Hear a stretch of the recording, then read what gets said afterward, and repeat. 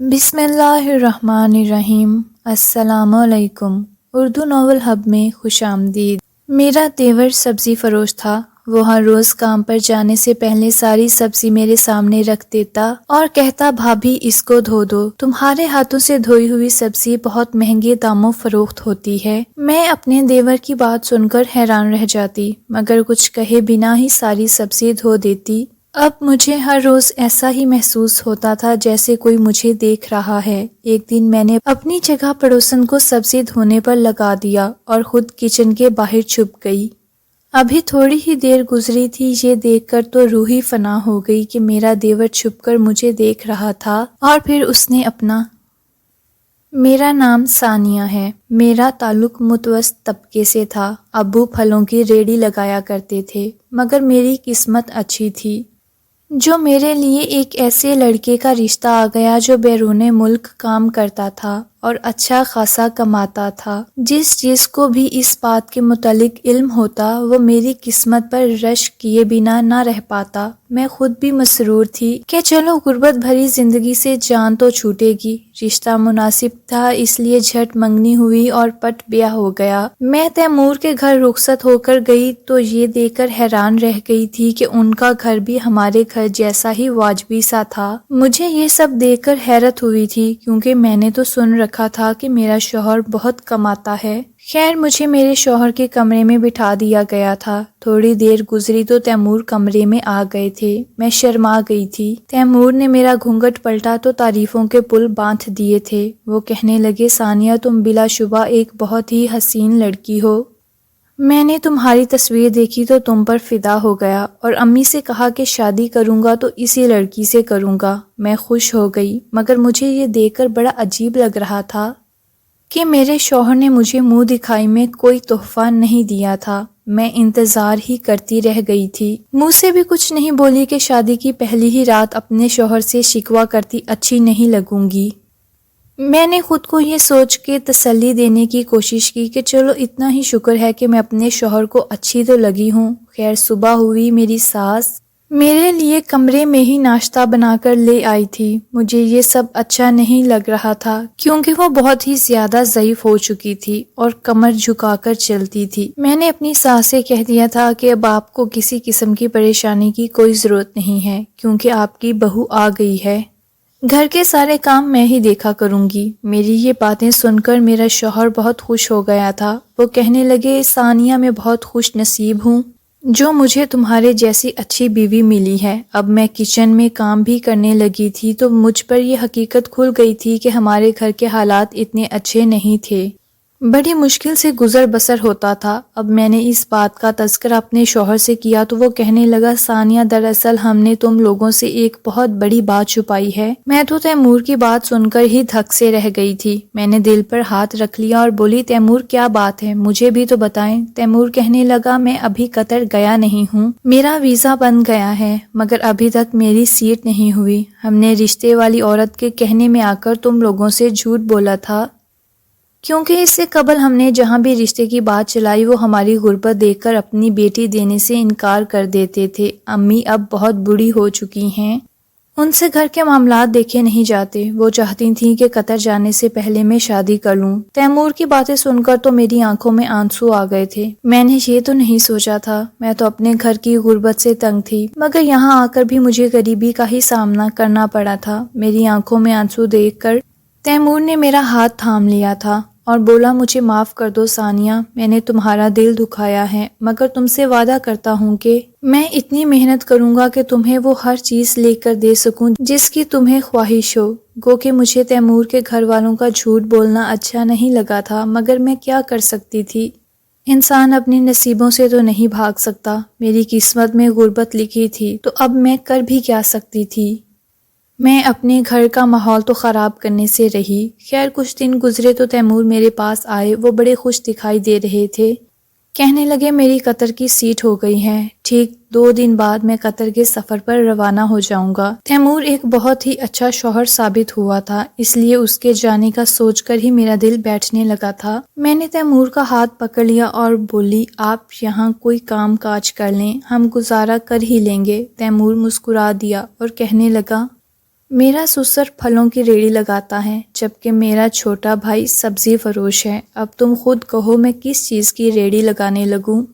میں اپنے شوہر کی بات سن کر چپ کر گئی تھی کیونکہ اس مہنگائی کے دور میں یوں کم آمدنی میں گزر بسر بہت مشکل تھا۔ خیر 2 دن یوں ہی پلک جھپکتے گزر گئے تھے اور میرا شوہر قطر چلا گیا تھا۔ مجھے یہ گھر کاٹ کھانے کو دوڑتا تھا۔ ساس تو میری بہت بری تھی، ان کے ساتھ تو زیادہ دوستی بھی نہیں تھی کیونکہ ہماری عمروں میں بہت فرق تھا۔ میں سارا دن خود کو گھر کے کاموں میں الجھائے رکھتی تھی۔ ایک دن میں کچن میں کام کر رہی تھی تو میرا دیور کہنے لگا بھابھی آپ تھوڑی دیر کے لیے کچن خالی کر دیں، میں نے سبزی دھونی ہے۔ میں بولی کاشف تم جا کر اپنی ریڑھی سیٹ کر لو، میں تمہاری سبزی دھو دیتی ہوں۔ وہ کہنے لگا نہیں بھابھی ایسے مناسب نہیں لگتا، میں کیوں اپنا کام آپ پر ڈالوں؟ میں مسکرا کر بولی کوئی بات نہیں، تم میرے چھوٹے بھائیوں کی طرح ہو، اگر میں تمہارے کام آ گئی تو اس میں کیا حرج ہے؟ وہ کچھ شش و پنج میں مبتلا تھا مگر پھر میرے اصرار کرنے پر وہ راضی ہو گیا۔ میں نے کاشف کے لیے سبزی دھو دی تھی، ہر سبزی کو چمکا دیا تھا۔ کاشف جب واپس آیا تو یہ سب دیکھ کر بہت خوش ہوا تھا۔ وہ کہنے لگا بھابھی آپ بہت اچھی ہیں۔ میں مسکرا دی تھی۔ پھر میں صحن میں جھاڑو لگانے لگی تو کاشف نے ساری سبزی ریڑھی میں رکھ دی تھی۔ میں نے گھر کا تھوڑا سا کام کیا اور قرآن پاک پڑھنے لگی تھی۔ چونکہ اب میں سارا دن گھر کی صفائی ستھرائی کرتی رہتی تھی اس لیے گھر ہر وقت چمکتا رہتا تھا اور مجھے زیادہ کام نہیں کرنا پڑتا تھا۔ یوں میں بہت جلد فارغ ہو جایا کرتی تھی تو پھر گھر کی اداسی سے دل گھبرانے لگتا تھا۔ آج میں نے سوچا کہ اوپر چھت والے کمرے کی صفائی کر دوں کیونکہ وہ تو شاید عرصہ دراز سے ہی بند پڑا تھا، شاید کسی نے وہاں جھانک کر بھی نہیں دیکھا تھا۔ میں نے جھاڑو وغیرہ اٹھایا اور اس نیت سے اپنی ساس کے کمرے میں آ گئی کہ ان کو بتا دوں میں اوپر صفائی کرنے جا رہی ہوں، مگر وہ تو بے سود پڑی سو رہی تھیں، اس لیے میں نے ان سے کچھ نہیں کہا اور اوپر چھت پر آ گئی۔ سامنے ہی کمرہ تھا، اس کو کنڈی لگا کر بند کیا ہوا تھا۔ اس کنڈی پر بھی زنگ لگا ہوا تھا جس سے صاف پتہ چلتا تھا کہ کوئی اس طرف آتا ہی نہیں ہے۔ میں دروازہ کھولنے لگی تو آواز پیدا ہوئی تھی جس کو سن کر میری ساس نیند سے بیدار ہو گئی تھی۔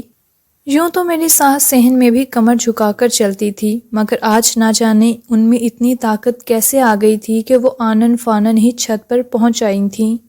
وہ مجھے دیکھ کر بولی بہو تم یہ کیا کرنے لگی ہو؟ میں مسکرا کر بولی امی نیچے سے تو پورا گھر صاف ہو گیا ہے، میں نے سوچا کہ چلو آج چھت بھی صاف کر دوں۔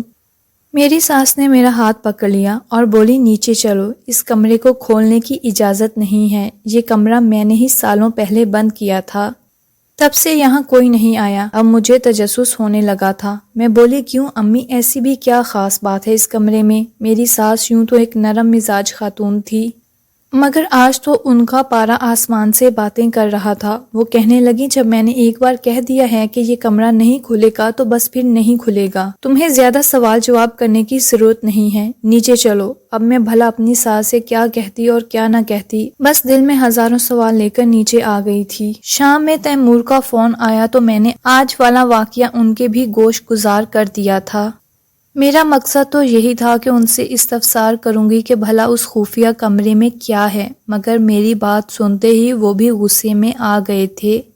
کہنے لگے ثانیہ تم ہر چیز میں ٹانگ مت اڑایا کرو، اگر صفائیاں کرنے کا اتنا ہی شوق ہے تو بتا دو، میں آس پڑوس میں تمہارے لیے ملازمت ڈھونڈ لیتا ہوں، مگر خبردار جو تم آج کے بعد چھت پر صفائی کرنے کی غرض سے گئی۔ اتنا کہہ کر تیمور نے فون ٹھک سے بند کر دیا تھا۔ یہ ان کی جانب سے غصے کا اظہار تھا۔ میں نے اپنا ماتھا پیٹ لیا تھا، بھلا مجھے یہ باتیں تیمور سے کرنے کی کیا ضرورت تھی۔ مغرب کے بعد میرا دیور گھر واپس آیا تو وہ بہت خوش نظر آ رہا تھا۔ کہنے لگا بھابھی آج آپ نے جو سبزی دھوئی تھی وہ بہت مہنگے داموں فروخت ہوئی ہے، آپ میرے لیے لکی ثابت ہوئی ہیں۔ اتنا کہہ کر اس نے اپنی جیب سے چند 100 کے نوٹ نکال کر میری جانب بڑھا دیے تھے۔ وہ کہنے لگا بھابھی یہ آپ کا حصہ۔ میں ہنسی اور بولی کیا ہو گیا ہے کاشف، بہنیں تو بھائیوں کے کام آ ہی جاتی ہیں، اب اس کا یہ مطلب تو نہیں ہے کہ میں تم سے معاوضہ لیتی پھروں۔ کاشف مسکرا دیا اور اپنی کمرے میں چلا گیا۔ صبح کاشف کام پر جانے سے پہلے میرے پاس آیا اور کہنے لگا بھابی آج بھی آپ سبزی دھو دیں۔ میں نے سر ہلا دیا تو کاشف باہر چلا گیا۔ میں سبزی دھونے لگی تھی مگر مجھے احساس ہو رہا تھا جیسے کوئی مجھے چھپ کر دیکھ رہا ہے۔ اس احساس کے تحت میں نے جلدی سے پیچھے مڑ کر دیکھا تھا مگر باہر تو کوئی بھی نہیں تھا۔ میں نے سوچا کہ مجھے کس نے دیکھنا ہے، ہمارے گھر میں ہے ہی کون۔ میں پھر سے کام میں مصروف ہو چکی تھی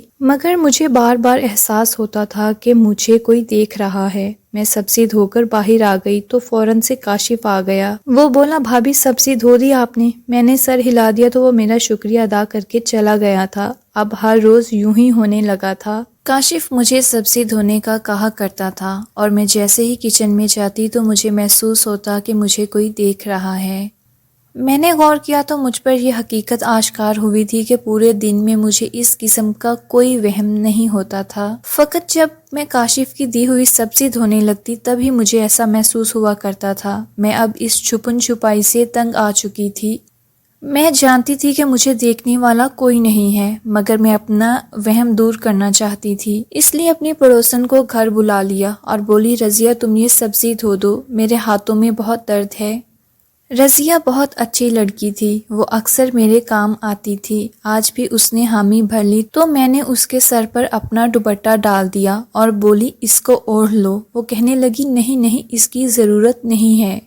میں بولی رضیہ پانی کے چھینٹوں سے تمہارے کپڑے خراب ہو جائیں گے، چلو میری بات مانو اور میرا دوپٹہ اوڑھ لو۔ رضیہ نے میری بات مان لی تو میں خود باہر کچن سے آ کر چھپ گئی تھی۔ رضیہ کا منہ دوسری جانب تھا اور وہ سبزی دھونے میں مصروف ہو چکی تھی۔ میں شدید اضطراب کا شکار تھی کہ نہ جانے اب کیا ہونے والا ہے۔ میں یہی دعا کر رہی تھی کہ میرے تمام شک و شبہات غلط ثابت ہو جائیں۔ مگر ابھی تھوڑی ہی دیر گزری تھی، یہ دیکھ کر تو جان ہی نکل گئی کہ میرا دیور دبے قدموں سے گھر کے اندر داخل ہو گیا تھا۔ وہ چور نگاہوں سے ادھر ادھر دیکھ رہا تھا، پھر کچن کے دروازے کے پاس جا کر کھڑا ہو گیا اور اپنا موبائل نکال کر ویڈیو بنانے لگا تھا۔ یہ سب کیا ہو رہا تھا؟ میرا تو دماغ پھٹنے والا ہو گیا تھا۔ تب میں غصے سے آگے بڑھی اور گھرا کر بولی بے شرم بے حیا، تمہیں اپنی بھابھی کی ویڈیو بناتے ہوئے ذرا شرم نہیں آئی؟ وہ مجھے یوں دیکھ کر شدید خوف زدہ ہو گیا تھا، اس کا ہاتھ تھر تھر کانپنے لگا تھا، وہ تھوک نکل کر ادھر ادھر دیکھ رہا تھا۔ رضیہ بھی ہماری جانب متوجہ ہو چکی تھی۔ میں بولی ادھر ادھر کیا دیکھ رہے ہو؟ مجھے میری بات کا جواب دو، یہ سب کیا ہو رہا ہے؟ اتنی دیر میں میری ساس بھی موقع پر آ گئی تھی۔ انہیں جب ساری بات کا پتہ چلا تو انہوں نے کاشف کے منہ پر تھپڑ دے مارا تھا۔ وہ کہنے لگی تو بھی اپنے باپ کی طرح بے غیرت ہی نکلا، مجھے تم سے اس چیز کی ہرگز توقع نہیں تھی۔ میں بولی کیا مطلب؟ میری ساس رونے لگی تھی۔ وہ بولی بیٹی میں تیمور اور کاشف کی ماں نہیں بلکہ ان کی دادی ہوں۔ میرے 2 بیٹے تھے، میں نے ان کی شادیاں بڑی دھوم دھام سے کی تھیں مگر پھر تیمور کے والد کا انتقال ہو گیا تو کاشف کے باپ نے تیمور کی ماں پر ڈورے ڈالنے شروع کر دیے اور اسے اپنی جھوٹی محبت کے جال میں پھنسا کر گھر سے بھاگ گیا تھا۔ کاشف کی ماں بیچاری روتی تڑپتی رہی، وہ 1 سال کے اندر اندر اسی صدمے سے مر گئی تھی۔ پھر کاشف کا باپ اور تیمور کی ماں واپس آ گئے تھے مگر میں نے ان دونوں کو قبول نہیں کیا تھا۔ وہ دونوں کاشف اور تیمور سے بہت پیار کیا کرتے تھے مگر پھر ایک کار ایکسیڈنٹ میں ان کا بھی انتقال ہو گیا تھا۔ میں نے ماضی کی ساری بھولی بسری یادیں اوپر والے کمرے میں پھینک کر اس کو تالا لگا دیا تھا۔ میں اپنے بچوں کے والدین کی غلطیوں کو ان کی زندگی خراب کرنے نہیں دے سکتی تھی، اس لیے میں نے زمانے والوں سے یہ سب باتیں چھپا لی تھیں مگر مجھے کیا پتا تھا کہ کاشف تو اپنے باپ پر ہی جائے گا اور اپنی بھابھی پر ہی نظر رکھے گا۔ کاشف تھر تھر کانپنے لگا اور اپنی دادی کے قدموں میں گر کر رونے لگا اور بولا نہیں دادی آپ مجھے غلط سمجھی ہیں، دنیا ادھر کی ادھر ہو جائے میں کبھی بھابھی کے متعلق ایسا سوچ بھی نہیں سکتا، بھابھی میری بہنوں جیسی ہیں۔